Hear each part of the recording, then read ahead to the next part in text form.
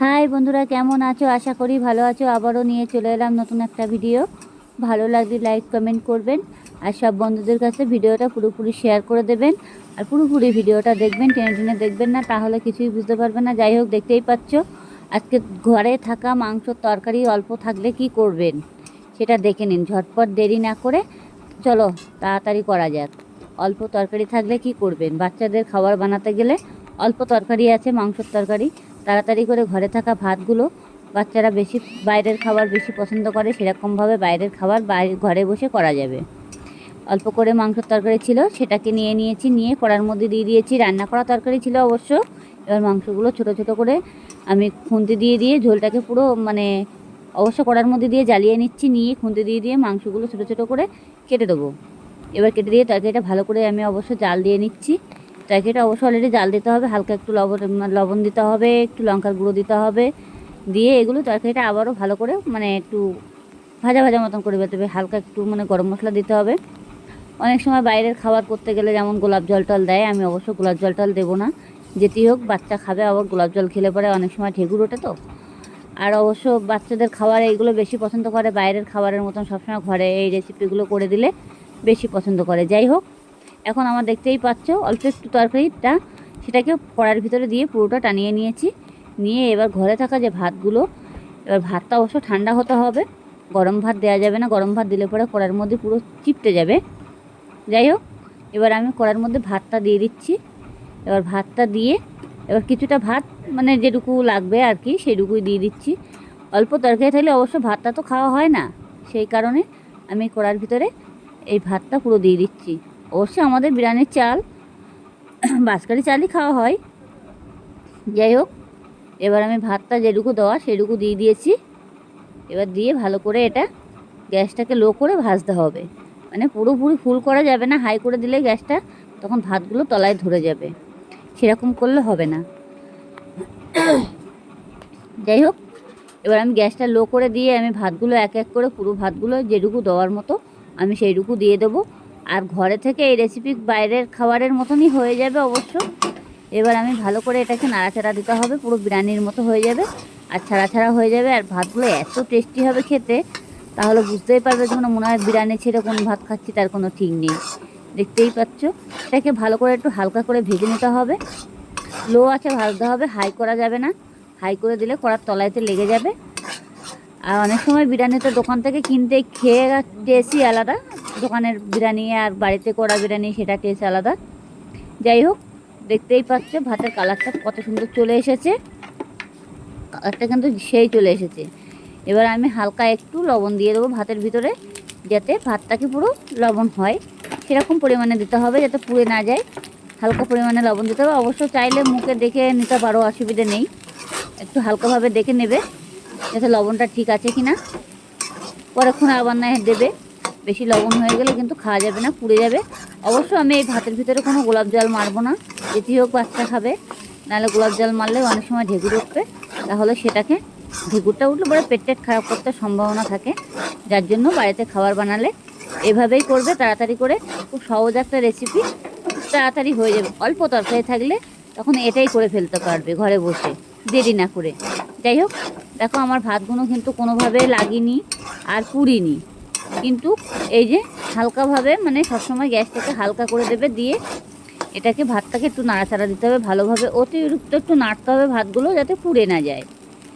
আর ভাতগুলো পুরো একদম কালার দেখতেই পাচ্ছ, একদম পুরো হলুদ হলুদ কালার হয়ে গেছে, পুরো বিরিয়ানির মতনই কালার হয়ে গেছে। এবারে আমি হালকা একটুখানি অল্প করে এর মধ্যে ঘি দিয়ে দেবো, সেটা আমি পরে দিচ্ছি, এখন দেবো না। যেটি হোক, ভালো করে ভাতটা আমি একটু হালকা ভেজে নিই, যাতে ভাতটা লেগে না যায়।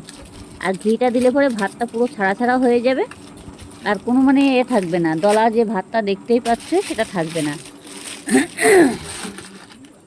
এটাকে লো আছে ভাজতে হবে, পুরো গ্যাসটাকে ফুল করা যাবে না। আর গ্যাসটা ফুল করে দিলে ভাতটা ধরে যাবে। আর যেটি হোক কড়ার মধ্যে, আর অবশ্য তো এটা ঘরে থাকা মাংসের তরকারি যেভাবেই করে আর কি, সেরকমভাবেই করতে হবে। যেটি হোক, যাই হোক, দেখতেই পাচ্ছ আমি হালকা তার মধ্যে এই দেখো ঘিটা দিয়ে দিয়েছি। দেখতেই পাচ্ছ অবশ্য আমার ঘিটা ফ্রিজে ছিল, জমে গেছে। এবার আমি গরম ভাত, তো ভাতটা কড়ার মধ্যে গরম, অবশ্য অসুবিধা হবে না, এমনি ঘিটা গলে যাবে। যার জন্য আমি অলরেডি ঘিটা দিয়ে দিয়েছি। দিয়ে এবার ভাতটাকে আমার একটু ভালো করে নাড়তে হবে, তাহলে ভাতটা পুরো ছাড়া ছাড়া হয়ে যাবে। ভাতটা একদম পুরো দেখতেই পাচ্ছ, মানে কোনো দলা ভাব থাকবে না। আর যেমন বিরিয়ানি যেমন হয় তেমনভাবেই হবে। অবশ্য মনে হচ্ছে কিন্তু কড়াইতে হয়ে গেছে, যদিও ভাতটা এমনি কড়াইয়ের মধ্যে নাড়তে গেলে হালকা পরিমাণে একটু লাগে, তাও তো আমি লো আছে ভাত দিচ্ছি তার জন্য। কিন্তু লাগা করার মধ্যে অসুবিধা হবে না। যাই হোক, এরকমভাবে একটু হালকা করে নেড়ে চেড়ে দিয়ে একটু পাতিয়ে পাতিয়ে দেবে। একদম পুরো বিরিয়ানির থেকেও ফেল, মানে এত টেস্টি হবে। আপনারা ঘরে বসে এই রেসিপি না করলে তাহলে বুঝতেই পারবেন না এত টেস্টি হবে। ঘরে থাকা তরকারি দিয়ে এইভাবে কাজ করতে হবে। অল্প তরকারি থাকলে বাচ্চারা তখন চাইবে না যে আর খাবো, একটুখানি তরকারিতে খাওয়া হবে না, এরকম তো গান গাইবে। তার জন্য এটা এইভাবে করলে পরে তাহলে আর কোনো গানই গাইবে না, এমনি চুপচাপ খুশি হয়ে আনন্দভাবে খেয়ে নেবে বাচ্চাগুলো। আপনারা দেখুন চেষ্টা করে ঘরের মধ্যে বসে এই রেসিপি একবার করার, তাহলে বুঝতেই পারবে কত টেস্টি লাগে এই খাবারগুলো করলে। যাই হোক, এক এক সময় এক একটা বাচ্চাদের বাহানা শুরু হয়ে যায় যে খাবো না ও খাবো না, নানান খাবারের মানে পদ্ধতি থাকে। সেজন্য বাচ্চাদের খাবার করতে গেলে এইভাবেই করতে হবে। যাই হোক, অলরেডি দেখতেই পাচ্ছ আমার ভাতটা কত সুন্দর কালার চলে এসেছে। আর আপনারা চাইলে যদি মনে করবেন যে একটু সাদা ভাতটা রেখে দেবো, হালকা দুটো সাদা ভাত নিয়ে কড়ার মধ্যে দিয়ে, তাহলে কিন্তু পুরো বিরিয়ানির ভাতটাই হয়ে যাবে। আপনারা চাইলে গোলাপ মানে কালারও দিতে পারো, কিন্তু কালার টালার আমি কিছুই দেবো না, যেটি হোক বাচ্চাদের পেট খারাপ করবে। যাই হোক, আমি একটু হালকা একটু মাংসর ঝোলটা, যেটুকু ঝোল ছিল সেই ঝোলটা আমি হালকাভাবে দিয়ে দিলাম। অল্প করে অল্প একটু মাংস ঝোল ছিল, সেটাকে আমি দিয়ে দিয়েছি আস্তে আস্তে করে দিয়ে। এবার আমি আবারও ভাতটাকে ভালো করে নাড়তে হবে। ভাতটা কিন্তু নাড়তে হবে, কিন্তু যে বসিয়ে রাখবে কিন্তু সেটা হবে না। বসিয়ে রাখলে পরে কী হবে, তখন মানে কড়ার মধ্যে একটু হালকা হালকা লেগে যাবে। এমনিতে দেখতে পাচ্ছি আমি লো আছে করছি, তাও হালকা কড়ার মধ্যে লেগে গেছে। এলাকা তো কোনো অসুবিধা হয় না। যাই হোক, ভাতটা তো মানে ভাঙিনি, গোটা গোটায় তো আছে, দেখতেই পাচ্ছ। অলরেডি দেখো আমার ভাতটা কিন্তু পুরোপুরি প্রায় কমপ্লিট হয়েও গেছে, আর কালারটা কিন্তু সেই চলে এসেছে। এবার আমি তাড়াতাড়ি করে গ্যাসটা আরও লো করে দিয়েছি, দিয়ে কিছুক্ষণ পাতিয়ে দিয়েছি কড়ার ভিতরে পাতিয়ে দিয়ে এটাকে আমি আবারও নাড়াচাড়া দেবো ভালো করে।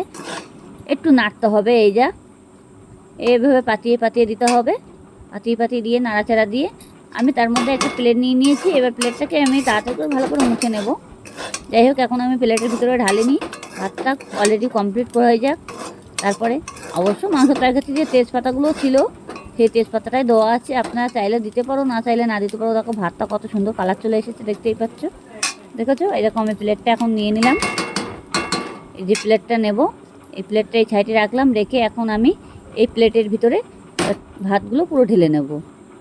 এরকম ভাত একদম পুরো ঝাড়া ঝাড়া ভাত হয়ে গেছে, একদম পুরো বিরিয়ানি হয়ে গেছে, দেখতেই পাচ্ছ। দোকানের কিনা বিরিয়ানির মতনই হয়ে গেছে, কিন্তু খেতেও কিন্তু খুবই স্বাদ। আপনারা ঘরে বসে এই রেসিপি একবার করে দেখুন, তাহলে বুঝতেই পারবো কত টেস্টি খাবার এটা। একবার খেলে বারবার খেতে ইচ্ছে করবে। আর বাচ্চারা তো এসবগুলো বেশি পছন্দ করে না, আর বাচ্চাদের মুখরুচি খাবার এইগুলো বেশি। ঘরে বসে খাবারগুলো বানিয়ে দিলে পরে কী হবে, বেশি খাবে আর ভালো লাগবে। ভালো লাগলে লাইক কমেন্ট করবেন, আর সব বন্ধুদের কাছে ভিডিওটা পুরোপুরি শেয়ার করে দেবেন।